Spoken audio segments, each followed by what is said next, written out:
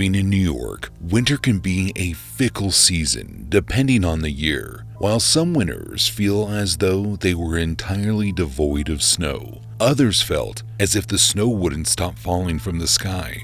Probably the worst snowfall I had ever experienced is during the blizzard of 2001. That year, there must have been at least 4.5 feet or more of snow piled up after the 3-day storm had finally ended. I had just turned 19 and moved into a small 2-bedroom house with a friend of mine from high school, and honestly, the first day it snowed was a bunch of fun. We played in the snow with our neighbors' kids like a couple of overgrown children, and then even had hot chocolate after warming up inside. However, everything started to take a turn for the worst after waking up the following morning. Initially, we had expected the snow to stop at some point overnight, and though we loathed the idea of shoveling the driveway, we figured the roads would be good enough for us to drive to work, but that wasn't the case at all. At some point throughout the night, our power went out, which was later discovered was due to freezing power lines. And when I looked out my bedroom window, not only did I realize that it hadn't stopped snowing, but was awestruck by the amount that had accumulated overnight. In just the first 24 hours alone, it looked like almost 3 feet had piled up, and as far as we could tell, there was no sign of any snow plows. My roommate and I couldn't reach out to our families because the power was out, and neither of us had signed up for a cell phone plan yet, so until we managed to be dug out, we were on our own. By the time noon came around, the house had cooled down to the point where we could practically see our breath, and it almost seemed like the blankets weren't helping keeping in any of our body heat. But we did everything we could to just power through it, hoping that the power would be restored soon. That wasn't the case though, and as the sun went down, the house only grew colder. We lit a few emergency candles so that we could see and ate some cold-cut sandwiches for dinner as we held our hands over the candle's flame to keep warm. It didn't help much though, and by that point, I would have given anything to get warm. The rest of the night was tough, and we got hardly any sleep. Almost every second was spent hoping that the light, and more importantly the heat, would kick on. And on the morning of the 3rd day of the storm, I had an idea that to this day might be one of the dumbest things I've ever done. You see, when I woke up that morning, I noticed my car keys sitting on the coffee table, and I thought that I could somehow make my way out of the house and into my car. I might be able to turn it on and heat it up for a little while. Now that I'm a little bit wiser, I realize that most likely wouldn't have worked. But I never got to find out because as soon as I opened the front door, I saw that the snow had continued to pile and was now basically up to my chin.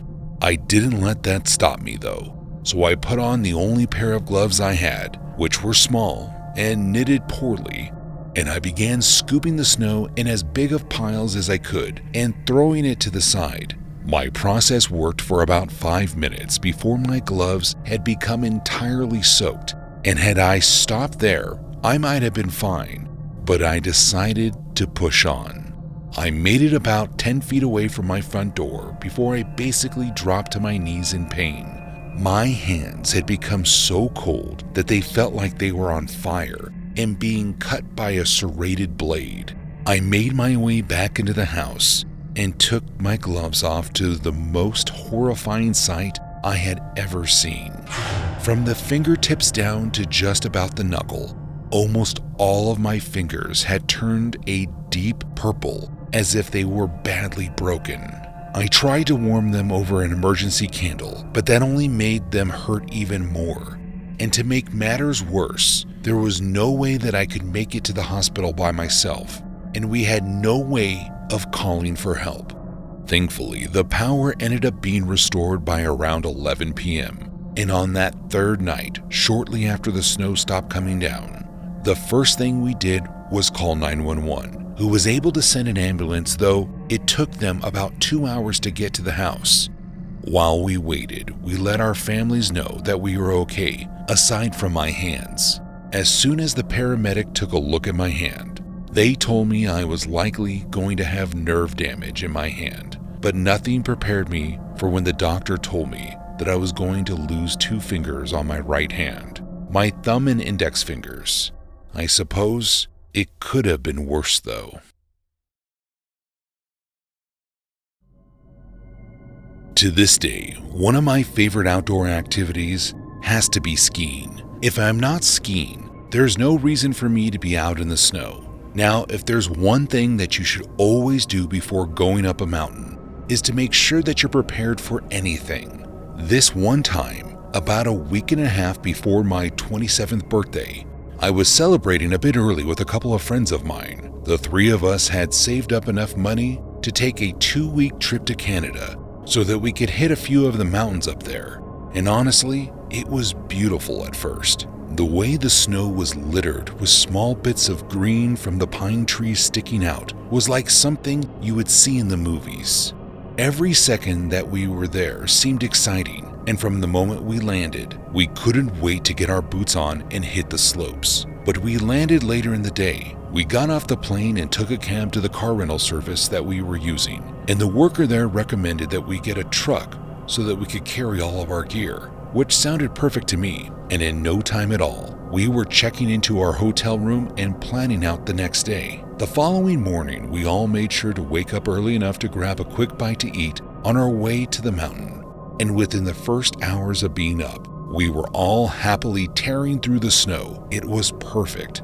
The snow on the ground wasn't packed down too tight, and the snow falling around us made it seem like we showed up at the right time. Little did we know, the snow we were seeing was actually the outer edge of a blizzard that was heading right toward us. The weather turned faster than I had ever seen before, and without a second of notice, the sky was a deep gray and the snow was coming down much faster, limiting our visibility. We all met up in one spot and decided to call it a day, and one by one we began heading down the mountain. I had been skiing the longest and could help anyone if they needed it, so I decided to position myself in the back of the line in case anyone fell. However, as we made our way down the mountain toward our truck, the visibility only continued to get worse, and even though I thought I was following behind the group, I somehow managed to veer a bit off course and smacked right into a small tree that was poking out of the snow.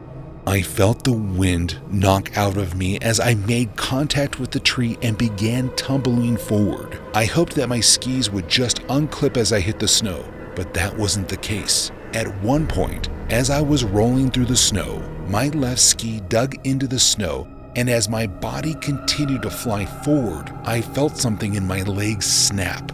I let out a piercing scream that luckily was able to cut through the storm and caught my friend's attention who was in front of me. He turned and made his way over to me and immediately knew that I needed assistance ASAP. We agreed that he wouldn't be able to get me down on his own, so we decided to go and get help. I was laying in the ice-cold snow for about 45 minutes before I finally saw the light of an EMT riding on a snowmobile coming up the mountain. He slowly moved me onto a sled-like gurney that was attached to the back of his vehicle, and we made our way down the mountain. Once I had gotten to the hospital, the doctor had to cut through my snowsuit to get it off and reveal my leg. I almost passed out as I saw the small bit of shin bone piercing through the skin. I had gotten a compound fracture, and I don't know what hurt worse, the bone breaking or the doctor pushing it back into place. In total, it took me 6 months to heal with a year of physical therapy on top of that. I'll never forget that trip.